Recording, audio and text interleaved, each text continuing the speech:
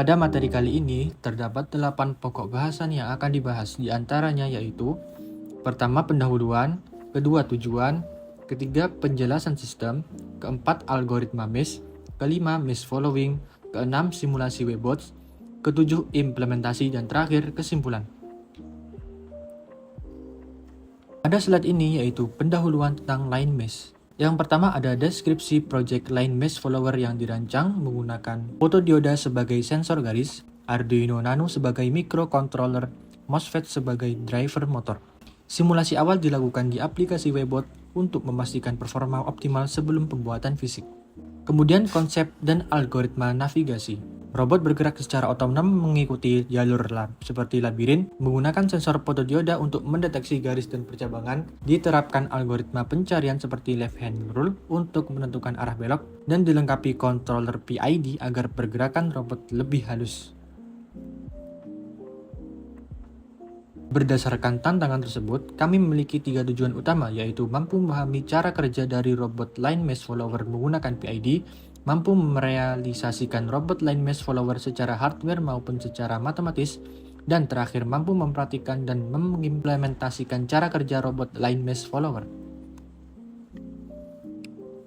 Pada slide ini yaitu menjelaskan sistem flowchart pada robot.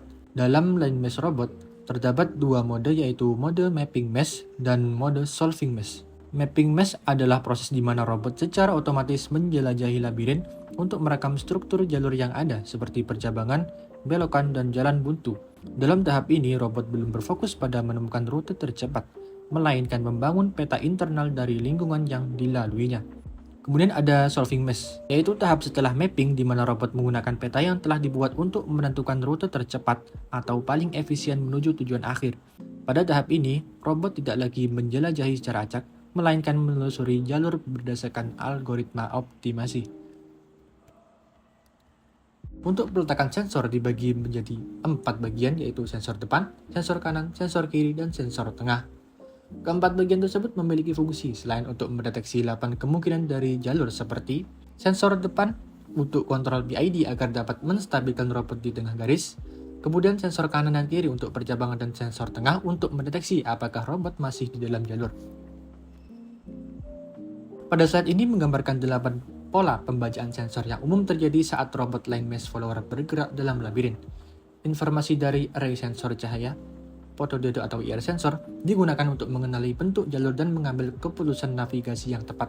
Ada kondisi sensor untuk perempatan. Semua sensor mendeteksi garis hitam lalu menandakan adanya cabang di kiri, kanan, dan depan. Ini adalah perempatan dan robot harusnya memilih arah sesuai strategi, misalnya prioritas kanan atau kiri. Kondisi sensor U-turn. Tidak ada sensor yang nilainya high, yaitu untuk menunjukkan jalur mati atau dead end. Dalam situasi ini, robot harus melakukan putar balik untuk kembali ke jalur sebelumnya. Kemudian ada kondisi sensor simpang T. Sensor mendeteksi garis di kiri dan kanan, tetapi tidak ada jalan lurus. Robot harus memilih belok kiri atau kanan berdasarkan strategi penelusuran atau algoritma yang digunakan. Kemudian ada kondisi sensor simpang 3 kanan. Garis terdeteksi di kanan dan lurus, tetapi tidak di kiri. Ini menandakan ada simpangan ke kanan. Robot bisa memilih belok kanan atau lurus. Kemudian ada sensor simpang 3 kiri. Sebaliknya dari kondisi keempat, garis terdeteksi di kiri dan lurus, tetapi tidak di kanan. Robot dihadapkan pada opsi untuk belok kiri atau maju. Kemudian ada kondisi sensor mengikuti jalur. Sensor mendeteksi hanya pada bagian kiri atau kanan tengah, yang menunjukkan robot sedang dalam kondisi mengikuti jalur sedikit melengkung ke kiri. Robot harus mengoreksi arah dengan bergerak mengikuti lengkungan. Kemudian ada kondisi sensor berhenti. Semua sensor mendeteksi garis, menandakan bahwa robot sudah masuk ke dalam finish, bisa menjadi tanda untuk berhenti atau evaluasi ulang posisi. Yang terakhir, kondisi sensor mengikuti jalur kanan. Kebalikan dari kondisi ke-6 di mana hanya sisi kanan sensor yang aktif, ini menunjukkan jalur melengkung ke kanan dan robot harus menyesuaikan arah ke kanan.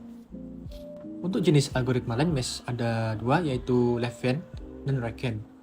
Left hand sendiri yaitu algoritma yang membuat robot selalu mengambil arah kiri setiap kali mencapai percabangan atau intersection. Untuk right hand sendiri yaitu algoritma yang membuat robot selalu mengambil arah kanan setiap kali mencapai percabangan. Berikut adalah respon robot dari 8 mesh possibilities ketika menggunakan left hand algorithm. Dan berikut adalah respon robot dari 8 mesh possibilities ketika menggunakan right hand algorithm. Pada slide ini kita akan membahas mengenai penyederhanaan arah dalam penelusuran mesh. yang sering diterapkan pada algoritma line mesh seperti pada kompetisi robot. Konsep ini terbagi menjadi dua bagian utama, yaitu telusur kiri dan telusur kanan. Untuk telusur kiri sendiri, algoritma yang menelusuri dinding kiri terdapat beberapa pola arah yang bisa disederhanakan seperti LUL menjadi S, artinya jika robot belok kiri kemudian belok kanan lagi, maka secara efektif gerakannya lurus. Kemudian ada SUL menjadi R, artinya robot maju lalu belok kiri dan kanan bisa disederhanakan sebagai belok kanan. Kemudian LUS menjadi R, pola belok kiri, maju, lalu kanan juga bisa dianggap langsung belok kanan. Untuk telusur kanan sebaliknya, algoritma telusur kanan yang dapat disederhanakan yaitu pola RUR menjadi S, pola SUR menjadi L, dan pola RUS menjadi L. Dengan pola yang mirip namun disesuaikan dengan orientasi kanan. Kemudian ada catatan penting, jika robot tidak menemukan pola seperti yang ditampilkan, maka arah atau perintah tetap digunakan apa adanya, tidak disederhanakan. Berikut adalah penelusuran jalur dengan algoritma telusur kiri. Metode ini merupakan strategi navigasi sederhana di mana robot akan selalu memilih belok ke kiri terlebih dahulu saat menjumpai perjabangan. Jika kiri tidak tersedia, maka robot akan mempertimbangkan untuk lurus, kemudian kanan, dan terakhir melakukan U-turn jika semua arah buntu. Dalam visual ini kita dapat melihat bagaimana robot bergerak mengikuti dinding sebelah kirinya dengan tetap mematuhi prioritas arah. Meskipun tidak selalu menghasilkan rute tercepat, metode ini menjamin bahwa robot dapat menelusuri seluruh labirin secara sistematis hingga mencapai titik finish. Metode ini sangat efektif terutama pada struktur labirin tertutup atau labirin yang memiliki satu solusi.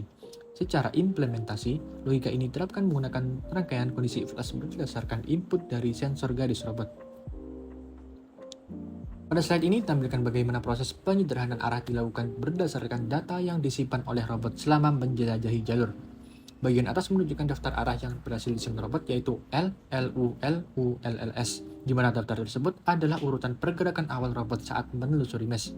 Selanjutnya diterapkan formula penyederhanaan arah seperti yang telah dijelaskan sebelumnya. Sebagai contoh, pola LUL disederhanakan menjadi S, kemudian ditemukan lagi pola SUL yang disederhanakan menjadi R. Proses ini terus dilakukan hingga tersisa urutan yang paling sederhana yaitu LRLS. Untuk software yang digunakan dalam simulasi line mesh yaitu Waybots. Waybots adalah sebuah software simulasi robotika 3D yang digunakan untuk menguji robot dalam lingkungan virtual sebelum diterapkan di dunia nyata. Berikut adalah video robot untuk mapping mesh dengan algoritma telusur kiri atau Levant yang dilakukan dalam software Waybots.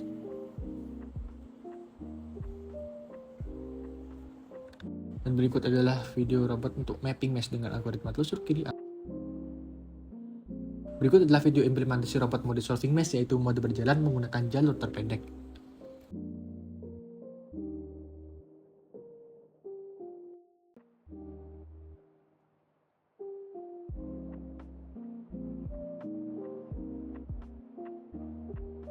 Pada slide ini tampilkan bagaimana proses penyederhanaan arah dilakukan berdasarkan data yang disimpan oleh robot drill selama menjelajahi jalur.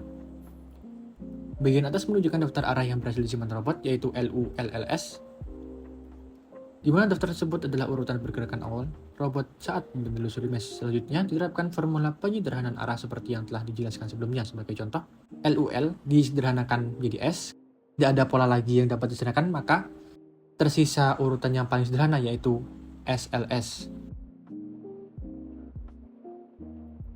Pada slide ini ditampilkan video implementasi robot dengan mode solving mesh dari arah yang sudah disederhanakan.